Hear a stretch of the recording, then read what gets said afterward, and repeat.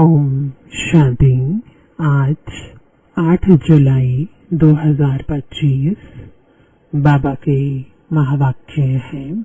मीठे बच्चे, यह तुम्हारा जीवन बहुत बहुत अमूल्य है, क्योंकि तुम श्रीमत पर विश्व की सेवा करते हो।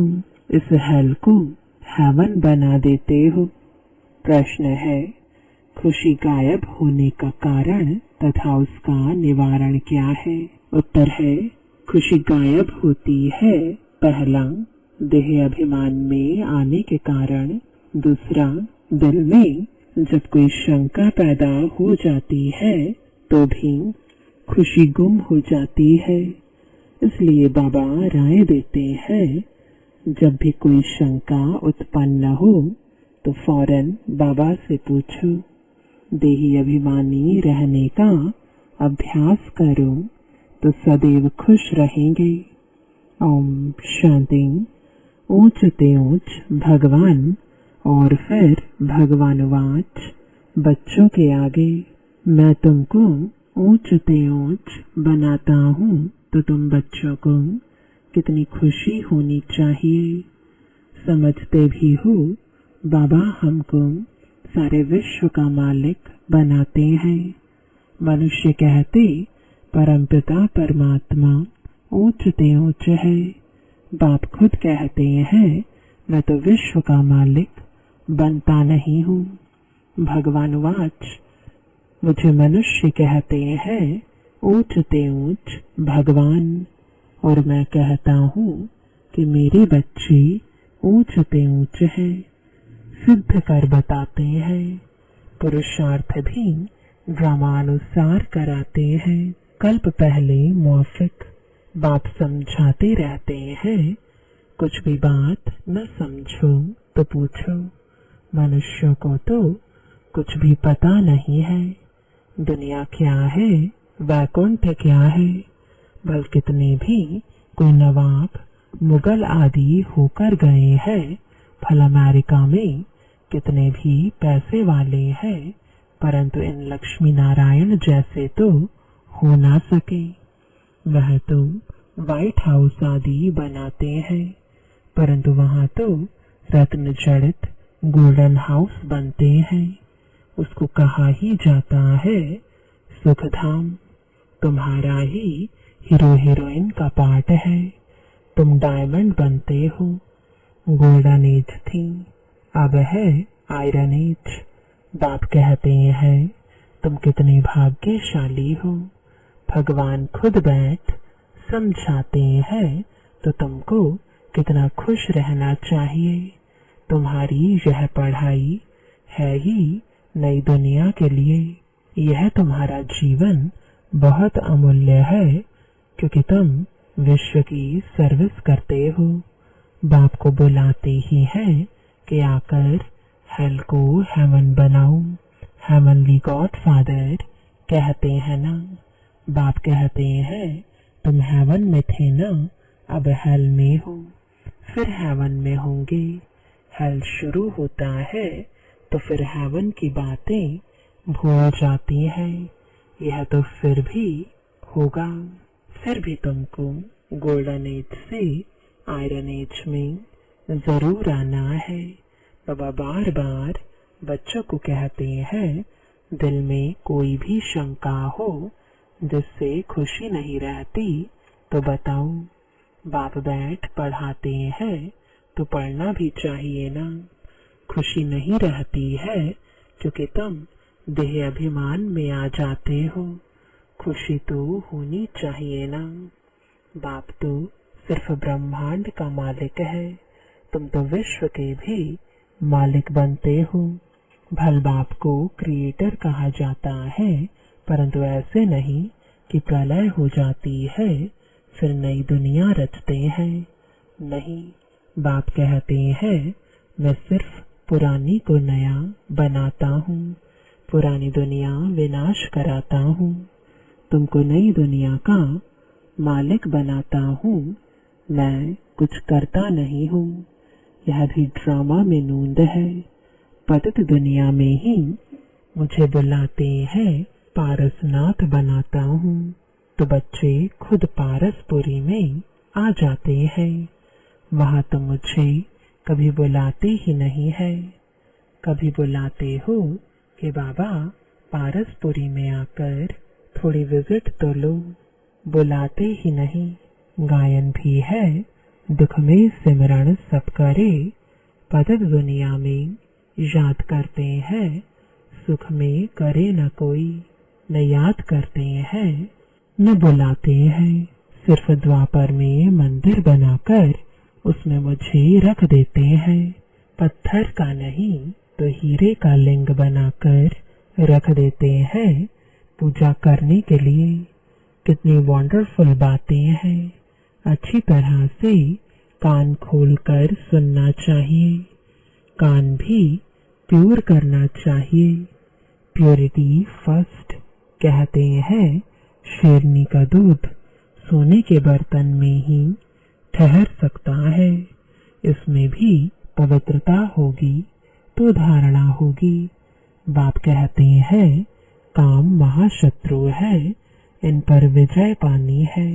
तुम्हारा यह अंतिम जन्म है, यह भी तुम जानते हो। यह वही महाभारत लड़ाई भी है। कल्प कल्प जैसे विनाश हुआ है, हूबहू अब भी होगा ड्रामानुसार।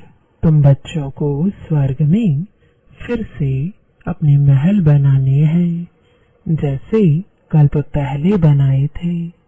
स्वर्ग को कहते ही हैं पैराडाइज। पुराणों से पैराडाइज अक्षर निकला है। कहते हैं मानसरोवर में परियां रहती थी, उसमें कोई टुबका लगाए तो परी बन जाए। वास्तव में है ज्ञान मानसरोवर, उसमें तुम क्या से क्या बन जाते हो। शोभनिक को परी कहते हैं। ऐसे नहीं पंखों वाली कोई परी होती है। जैसे तुम पांडवों को महावीर कहा जाता है, उन्होंने फिर पांडवों के बहुत बड़े बड़े चित्र, गुफाएं आदि बैठ दिखाई हैं। भक्ति मार्ग में कितने पैसे बर्बाद करते हैं। बाप कहते हैं हमने तो बच्चों को कितना साहूकार बनाया, तुमने इतने सब पैसे कहाँ किए। भारत कितना साहूकार था, अभी भारत का क्या हाल है। जो 100% सॉल्वेंट था अब 100% इंसॉल्वेंट बन पड़ा है। अभी तुम बच्चों को कितनी तैयारी करनी चाहिए।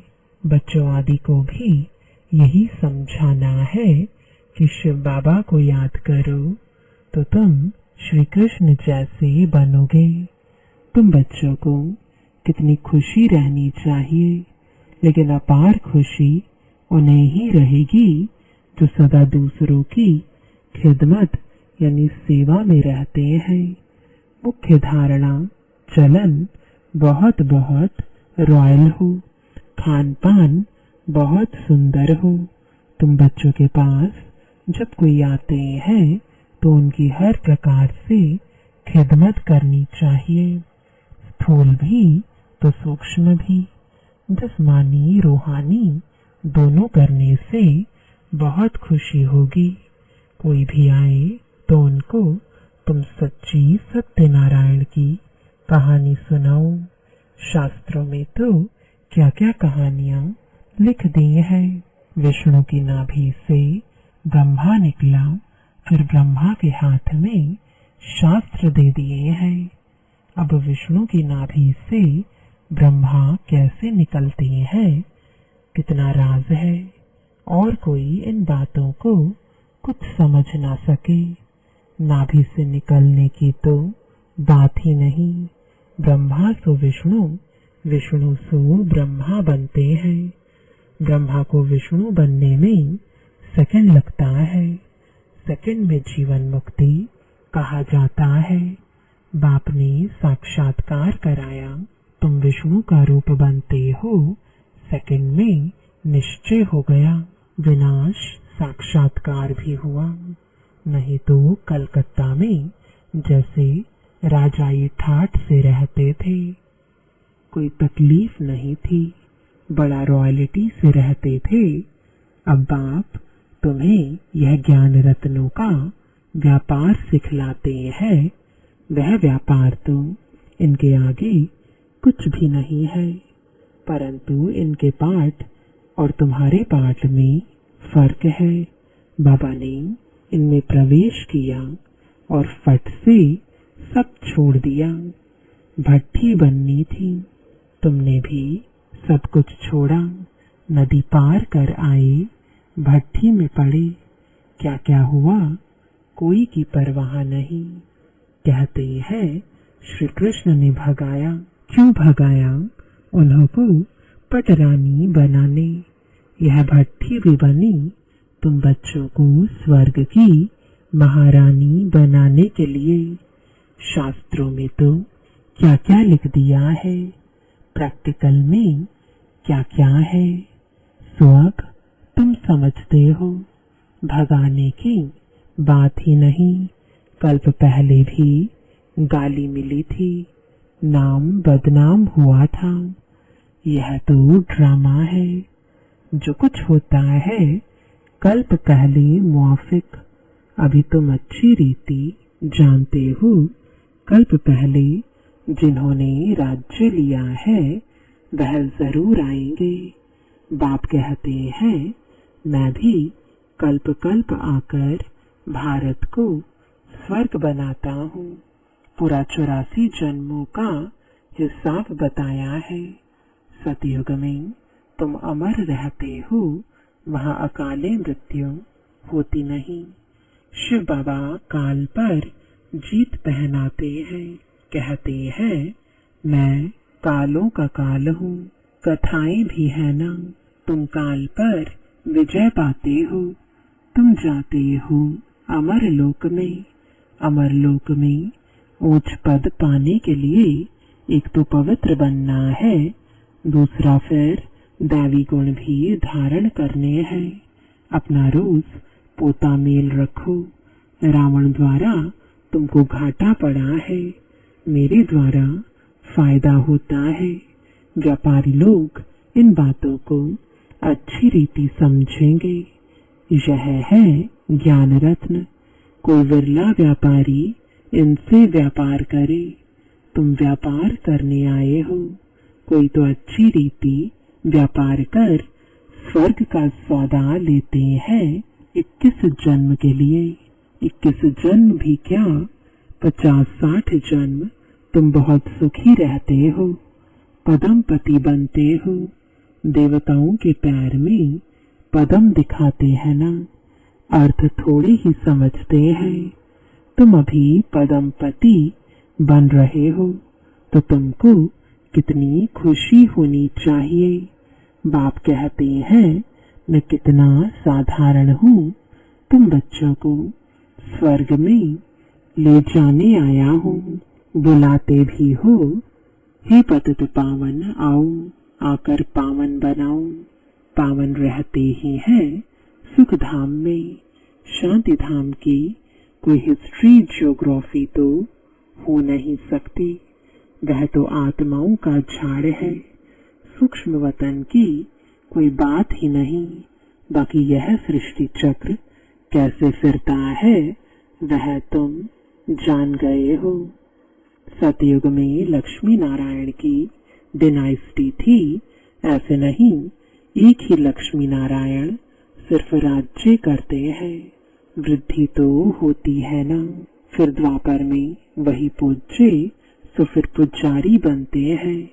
मनुष्य फिर परमात्मा के लिए कह देते आपे ही पूज्य, जिसे परमात्मा के लिए सर्वव्यापी कह देते हैं। इन बातों को तुम समझते हो। आधा कल्प तुम गाते आए हो ऊंचते ऊंच भगवान, और अब भगवान वाच ऊंचते ऊंच बच्चे हो। तो ऐसे बाप की राय पर भी चलना चाहिए ना। गृहस्थ व्यवहार भी संभालना है। यहाँ तो सब रह ना सके, सब रहने लगे तो कितना बड़ा मकान बनाना पड़े।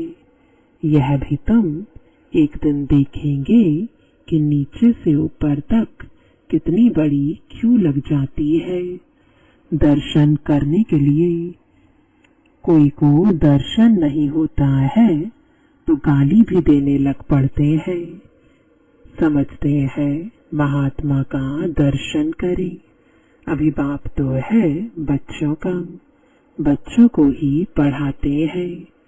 तुम जिसको रास्ता बताते हो कोई तो अच्छी रीति चल पड़ते हैं, कोई धारणा कर नहीं सकते।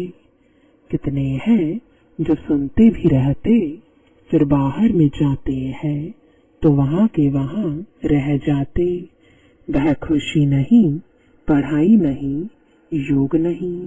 बाबा कितना समझाते हैं, चाट रखो नहीं तो बहुत पछताना पड़ेगा। हम बाबा को कितना याद करते हैं, चाट देखना चाहिए। भारत के प्राचीन युग की बहुत महिमा है। तो बाप समझाते हैं, कोई भी बात नहीं समझो तो बाबा से पूछो। आगे तुम कुछ भी नहीं जानते थे। बाबा कहते हैं, यह है कांटों का जंगल, काम महाशत्रु है। यह अक्षर खुद गीता के हैं। गीता पढ़ते थे परंतु समझते थोड़े ही थे। बाबा ने सारी आयु गीता पढ़ी, समझते थे गीता का महात्मा बहुत अच्छा है। भक्ति मार्ग में गीता का कितना मान है। गीता बड़ी भी होती है, छोटी भी होती है। श्री कृष्ण आदि देवताओं के वही चित्र पैसे पैसे में मिलते रहते हैं। उन्हीं चित्रों के फिर कितने बड़े बड़े मंदिर बनाते हैं। तो बाप समझाते हैं, तुमको तो विजयमाला का दाना बनना है। ऐसे मीठे मीठे बाबा को बाबा बाबा भी कहते हैं, समझते भी हैं, स्वर्ग की राजाई देते हैं। फिर भी सुनंती कथंती अहो माया फारकती देवंती। बाबा कहा तो बाबा माना बाबा। भक्ति मार्ग में भी गाया जाता है, पतियों का पति गुरुओं का गुरु एक ही है। वह हमारा फादर है, ज्ञान का सागर पतित पावन है। तुम बच्चे कहते हो, बाबा हम कल्प कल्प आपसे वर्षा लेते आए हैं, कल्प कल्प मिलते हैं। आप बेहद के बाप से हमको जरूर बेहद का वर्षा मिलेगा। मुख्य है ही अल्फ, उसमें बेमर्ज है। बाबा माना वर्षा, वह है हद का, यह है बेहद का। हद के बाबा तो ढेर के ढेर है, बेहद का बाबा तो एक ही है। अच्छा, मीठे मीठे 5000 वर्ष बाद फिर से आकर मिलने वाले बच्चों प्रति बाप दादा का याद प्यार और गुड मॉर्निंग। रूहानी बाप की रूहानी बच्चों को नमस्ते। रूहानी बच्चों की रूहानी बाप दादा को गुड मॉर्निंग और नमस्ते। धारणा के लिए मुख्य सार है, पहला स्थूल सूक्ष्म खिदमत यानी सेवा कर अपार खुशी का अनुभव करना और कराना है। चलन और खान पान में बहुत रॉयल्टी रखनी है। दूसरा, अमरलोक में उच्च पद पाने के लिए पवित्र बनने के साथ साथ दैवी गुण भी धारण करने हैं। अपना पोता मेल देखना है कि हम बाबा को कितना याद करते हैं। अविनाशी ज्ञान रत्नों की कमाई जमा कर रहे हैं। कान प्योर बने हैं जिसमें धारणा हो सके।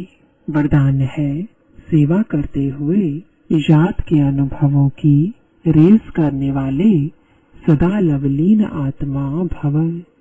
याद में रहते हो, लेकिन याद द्वारा जो प्राप्तियां होती हैं उस प्राप्ति की अनुभूति को आगे बढ़ाते जाओ। इसके लिए अभी विशेष समय और अटेंशन दो, जिससे मालूम पड़े कि यह अनुभवों के सागर में खोई हुई लवलीन आत्मा है।